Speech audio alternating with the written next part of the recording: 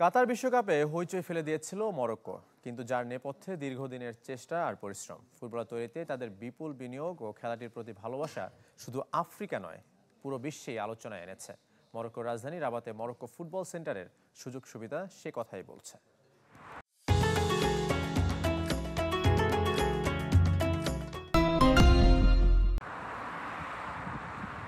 এক প্রান্তে আটলান্টিক, আরেক প্রান্তে ভূমধ্যসাগর। সৌন্দর্যে যেমন, ফুটবলেও তেমনি সমৃদ্ধ এক জনপদ মরক্কো। কাতার বিশ্বকাপে বিশ্বের মন জয় করেছিল হাকিমি, জিয়েশ, দিয়াজদের দল। খেলেছে সেমিফাইনাল। ইউরোপের ঠিক পাশে হওয়ায় দেশটির ফুটবল ইউরোপীয় ঘরানার। তবে ভূপ্রকৃতিগত কারণে বিশ্বকাপে অংশ নেয় আফ্রিকা মহাদেশ থেকে।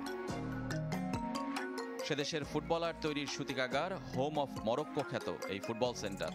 ৩৫ হেক্টর জায়গার উপর যা নির্মিত। কি নেই সেখানে? ১১টি মাঠ, ইনডোর থেকে ফুটসাল, প্রাকৃতিক থেকে টার্ফ, সবই আছে। আধুনিক gymnasium, swimming pool, tennis court.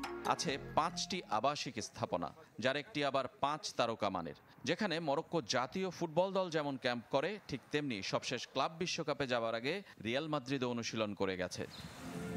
$৬৫ million বিপুল বিনিয়োগে ৬ বছর আগে তৈরি হয়েছিল সেন্টারটি, যার সুফল মিলছে এখন।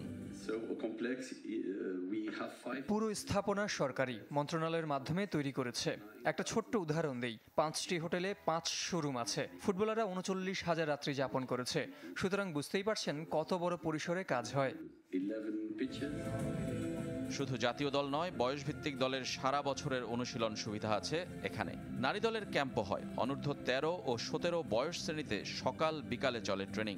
এমনকি রাতে ফ্লাড লাইটের আলোয় নিজেদের ঝালিয়ে নিতে পারেন ফুটবলাররা।